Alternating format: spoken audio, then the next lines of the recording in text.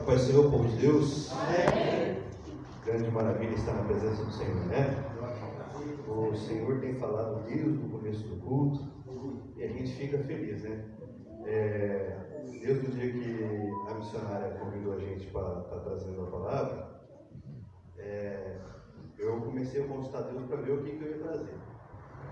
E durante esse percurso todo, Deus não falava em nenhum momento qual a palavra que eu ia trazer. Eu comecei a ficar preocupado. Mas, Senhor, o que eu vou falar? O que eu vou falar? Aí, durante essa noite trabalhando, no finalzinho da jornada minha de trabalho, de manhã já, o Senhor me deu a palavra que ia trazer. Aí eu falei, opa, beleza, maravilha, eu vou chegar em casa e vou meditar. Aí aconteceu um monte de coisa durante o dia e não deu. Só que a passagem é a passagem conhecida que a gente já conhece. E a gente sabe que quando Deus nos entrega algo para passar para a igreja, Deus entrega algo que realmente nós precisamos e nós vamos nos alegrar, porque Deus vai confortar os nossos corações. Amém. E eu vou estar fazendo menção de dois textos na Bíblia aqui. Um vai ser em Mateus, no Evangelho de Mateus, capítulo 6 e 19, só que eu vou ler depois. O outro que eu vou ler aqui é no Evangelho de João, capítulo 3, e vou ler apenas o versículo aqui, que está escrito, o versículo 16. Está escrito assim, ó. Os irmãos acharam? Então, é verdade. Eu acostumado, não estava lá, não tinha, aí a gente. Ó, está escrito assim, ó. Porque Deus amou o mundo de tal maneira que deu o seu Filho unigênito para que todo aquele que nele crê não pereça, mas tenha vida eterna. Os irmãos poderem sentar? Irmãos, essa passagem é uma passagem muito abençoada, uma passagem tremenda. E você lendo essa passagem, você começa a perceber qual foi a tamanha importância que Deus teve no seu amor para com cada um de nós. Outrora, na nossa vida, nós não valíamos nada. Nós não valíamos nada. Hoje nós valemos. Tem gente que às vezes a gente passa por aí e as pessoas falam, não, eu não valo nada. Vale sim. Porque o sangue de Jesus é o preço mais alto. E se ele deu o sangue dele para que todos não perecessem, então ele comprou com mais alto preço. Então nós valemos. Valemos e valemos muito. Você tem o maior valor em todo o universo porque você foi comprado com o maior valor que é o sangue de Cristo. Então quando você levanta de manhã, que você abre os seus olhos ali e você olha tudo claro ali, você olha e você vê, o milagre da vida.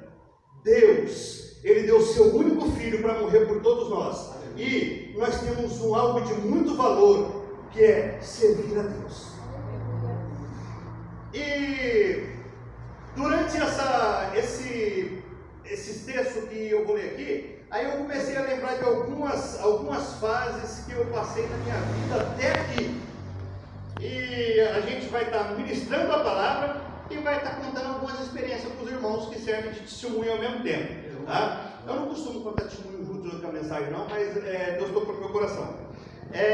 Então, quando a gente lê esse texto, muita gente só lembra desse versículo. Deus amou de tal maneira que deu seu filho para morrer por todos, né?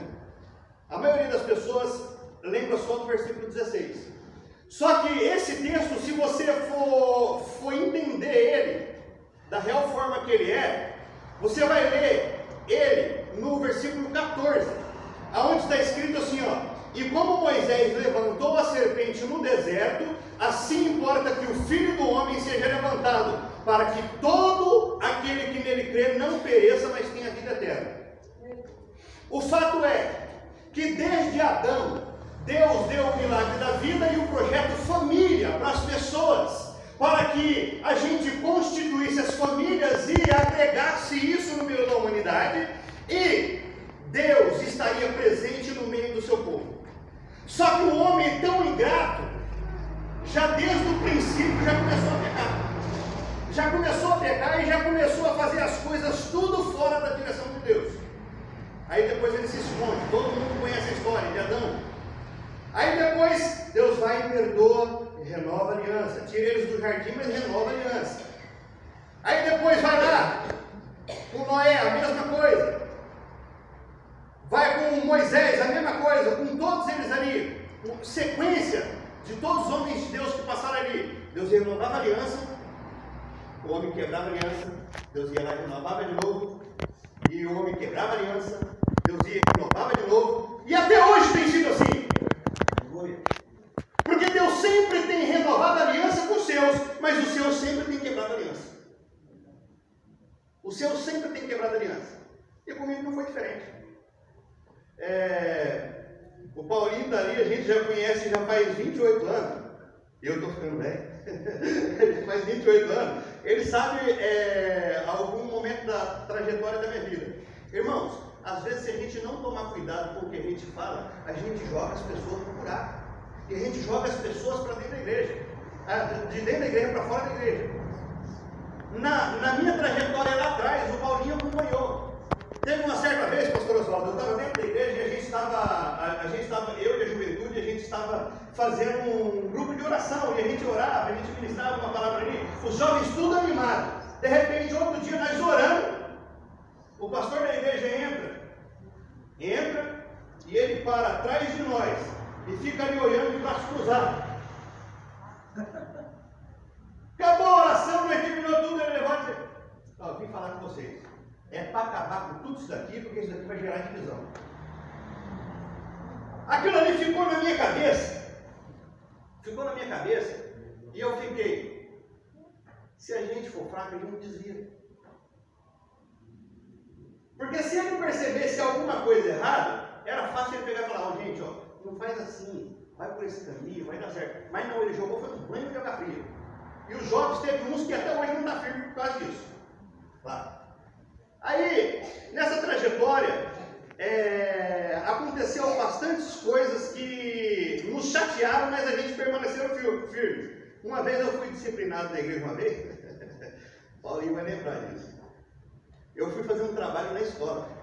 Mas veja bem, não foi coisa meu, foi um trabalho de escola. A professora pegou e falou assim: vai ser feira de ciências e você vai fazer um trabalho. Como você é músico, eu quero que você faça uma paródia da música do Leonardo.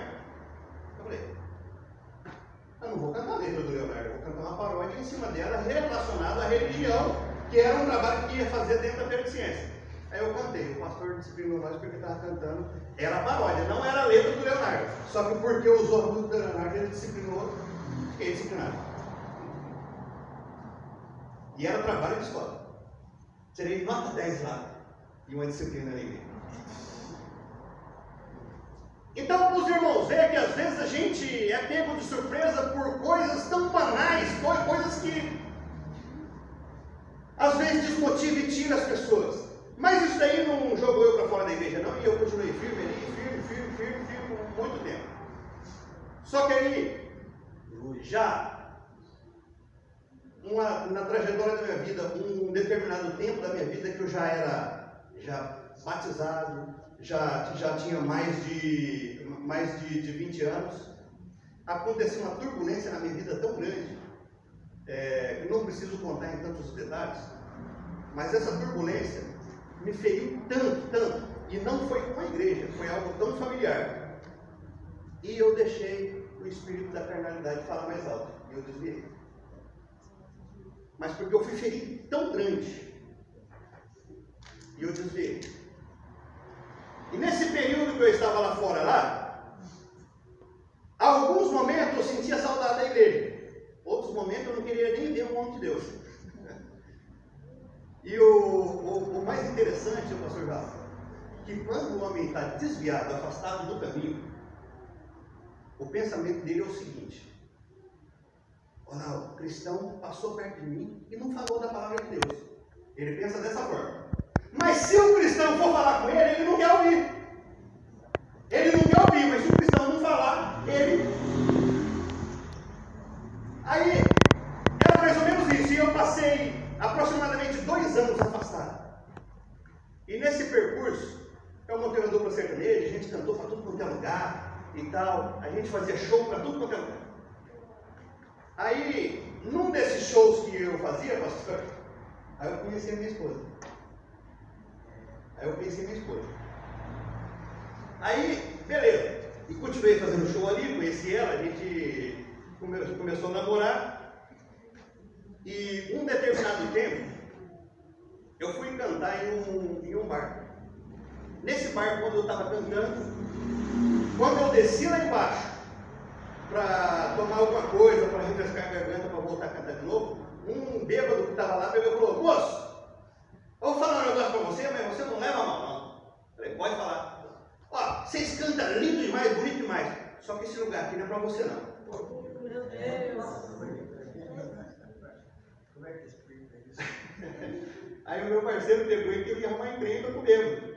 Ele nunca foi crente na vida, não sabia como o grupo que estava, só que eu senti. Eu falei: calma, você não está acontecendo. Mas continuei cantando, e aquilo ali ficou martelando na minha cabeça. Só que eu continuei cantando. Aí outro dia eu peguei e fui cantar numa casa de show, aqui na cidade mesmo. E nessa casa de show, eu cheguei lá para cantar. Mesma coisa aconteceu. No intervalo, eu fui lá tomar uma água para poder voltar a cantar. Quando eu estou no meio da casa de show, uma das diretrizes da casa depois olhou para mim e falou assim: moço, eu queria tanto te dar um abraço, eu posso te dar um abraço? Eu fiquei meio assim, meio todo sem graça, todo desconjuntado, mas não, tudo bem. Ela foi e me deu um abraço. Quando ela me deu um abraço tão apertado, meu corpo pegou fogo do pé até a cabeça.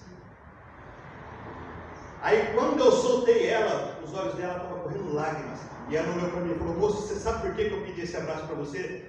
É porque quando você estava cantando lá no palco, eu vi uma luz tão grande, e você não é desse mundo nosso aqui não.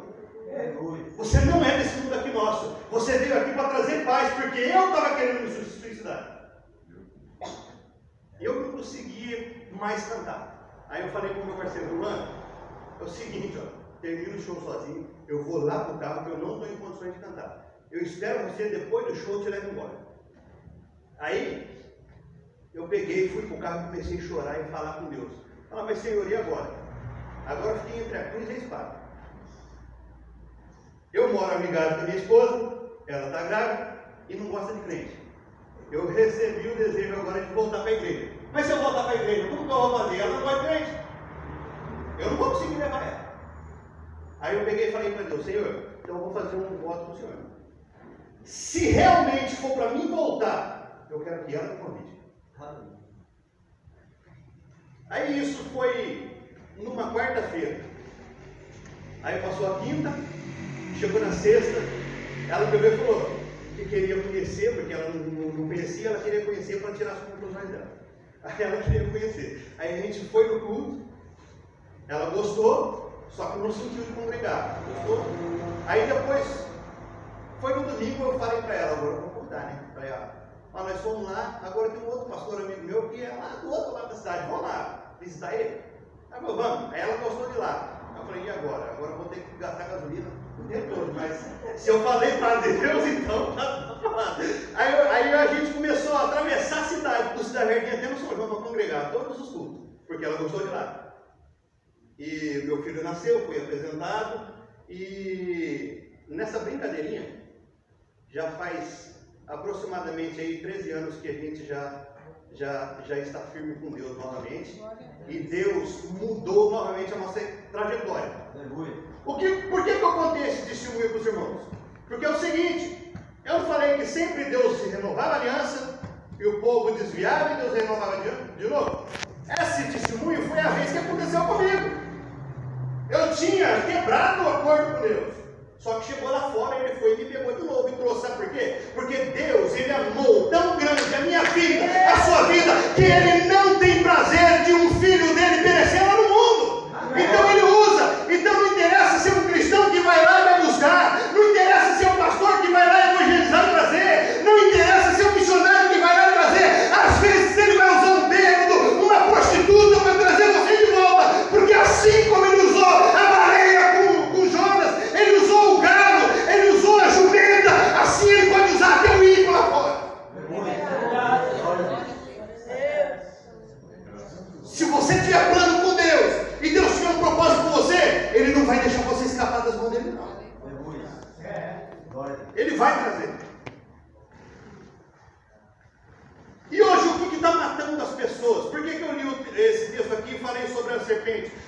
irmãos forem ler lá no livro de Números, capítulo 21, vai falar sobre a serpente de metal, aonde o povo começou a pecar contra Moisés e contra Deus, porque começaram a blasfemar. E é natural do ser humano reclamar por tudo na vida. O povo começou a reclamar, irmãos, porque não tinha pão.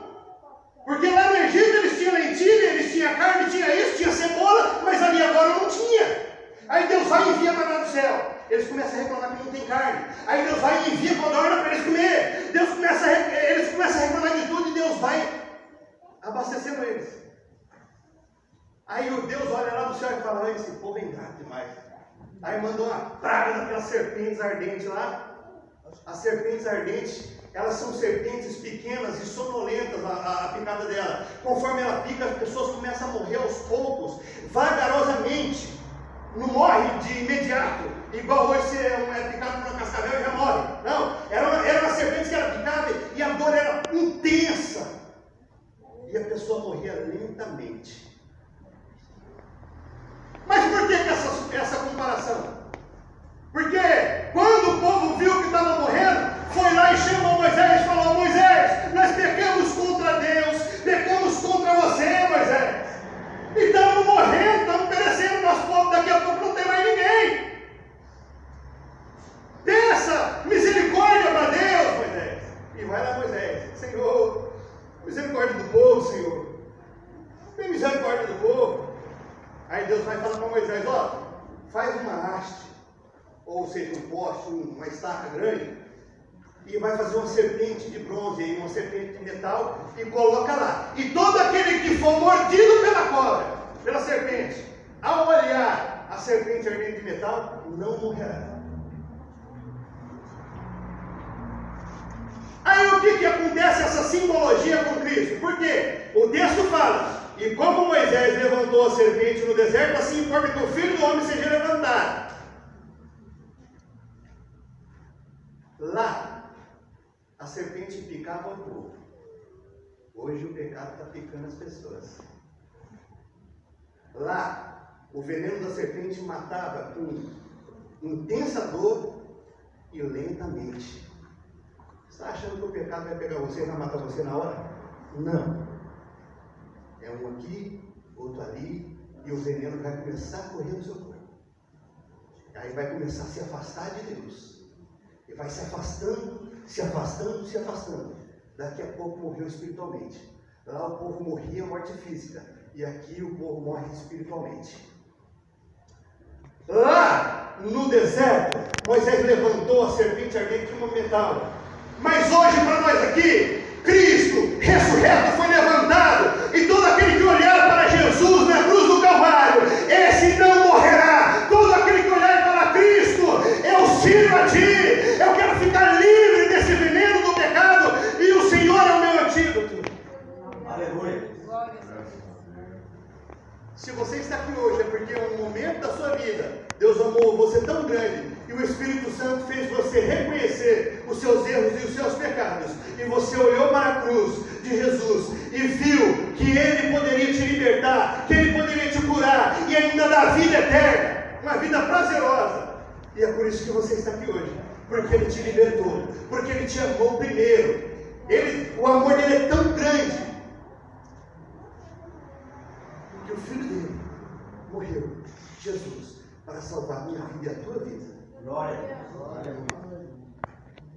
Agora, esse amor ele tem que ser seguido no meio. Esse amor ele tem que ser seguido no meio de nós cristãos. Porque nós devemos transmitir esse amor de Deus às outras pessoas. Devemos transmitir o amor de Deus às outras pessoas. De que forma? Quando a gente vê as pessoas que estão caídas, que estão se perdendo, que estão morrendo, nós devemos abraçar. Nós devemos abraçar para que esse amor possa incendiar esses corações e essas pessoas começam a voltar à estrutura de um cristão. Porque o amor de Deus faz isso. Agora, quando o amor de Deus ele vem e nos salvou de todo o pecado, da condenação eterna, não é só isso que ele fez, não. Ele começou a sustentar a nossa vida e começou a guiar os nossos passos para que nós não perdêssemos E a palavra do Senhor, lá no Evangelho de Mateus, capítulo 6, no versículo 25, vai estar escrito assim, ó: por isso vos digo, não andeis cuidadosos quanto vossa vida, pelo que haveis de comer ou pelo que haveis de beber, nem quanto ao vosso corpo, pelo que haveis de vestir. Não é a vida mais do que o mantimento, e o corpo mais do que a vestimenta? Hoje o culto desde o início, está falando sobre provisão. Desde o início, se os irmãos forem reparar, desde a leitura que a irmã leu ali, nos Salmos, cada louvor que cantou está falando de provisão. Ainda tem vida aí, ele é dono do ouro e da prata. Aleluia. Então tudo está na mão dele. Nós vamos preocupar para quê? Aleluia. Nós vamos preocupar para quê? Por que você olha lá e fala, Senhor, eu estou desempregado, eu não sei o que eu vou comer amanhã. Deus vai sustentar. É só colocar na posição, colocar nas mãos do Senhor que Ele sustenta. Agora, a fé é um negócio tão grande, tão intenso, que quando a gente coloca as coisas na mão do Senhor, Ele olha e fala, oxe, agora está nas minhas mãos, então agora eu tenho que fazer. Quando nós colocamos nas mãos do Senhor. Outro dia eu estava lá em casa. Já faz mais ou menos uns 7 anos. E a minha esposa olha para mim, e eu estava desempregado e fazendo uns biquinhos em casa, um monte de coisinha que a gente sabe fazer lá, mas não tinha dinheiro. Eu tinha uma mixariazinha no bolso. E a minha esposa olha para mim e fala, eu queria ir na feira, comprar umas verduras. Eu olhei para ela assim e falei, eu sabia que eu tinha que ir para a feira. Aí eu falei assim, fica tranquilo que Deus proverá. Você sabe o peso dessa palavra?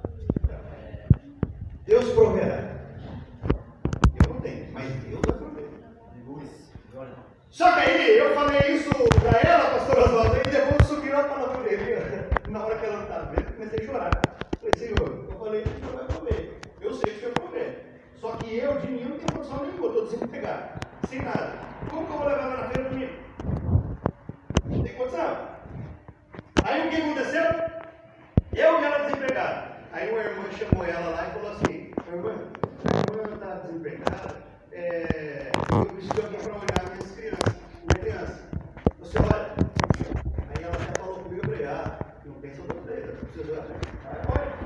Aí essa irmã pôs a criança para olhar, depois outra irmã que trabalhava no lugar que ela trabalhava também pôs, e começou a agregar, e ela começou a trabalhar com isso. Hoje ela tem uma turminha de criança lá que ela olha. Aí na mesma semana, nós queríamos ir no domingo, na mesma semana, a irmã trabalhava num setor de beneficiamento de mercado aí.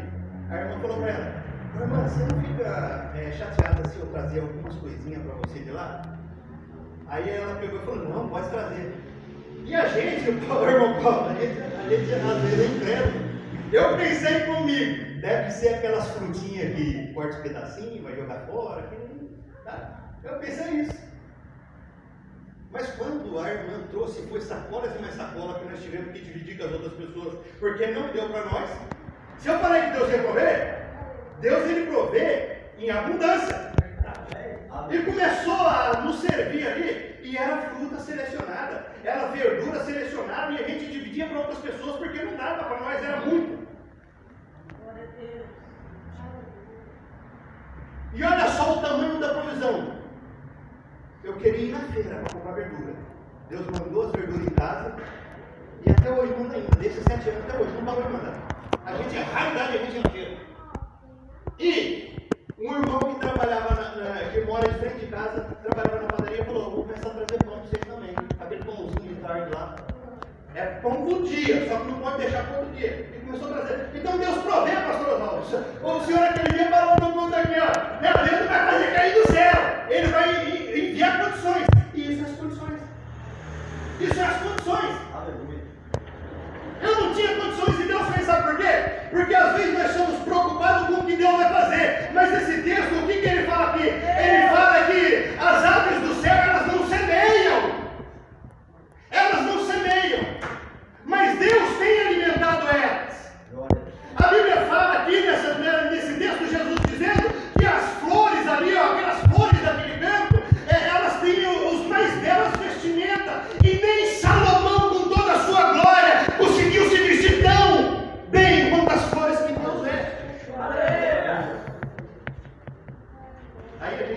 vê as pessoas pregando por aí prosperidade. E esse texto é um texto muito explicativo, porque esse texto aqui ele não fala de prosperidade, irmão. Esse texto ele fala de provisão, ele não fala de prosperidade. Às vezes a pessoa fala, agora Deus vai dar casa, vai dar isso, vai dar aquilo. Não é assim que funciona. A riqueza é dom de Deus, não é pecado. Se você souber administrar bem, é claro que você vai bem ricar, e não é pecado, é bênção de Deus. Só que esse texto ele está querendo dizer o quê? Eu vou cuidar de você no seu dia a dia.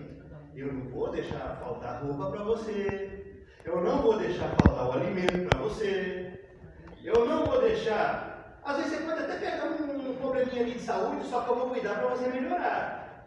Eu vou pôr as mãos, aquilo ali é só para você me buscar. Às vezes algumas coisinhas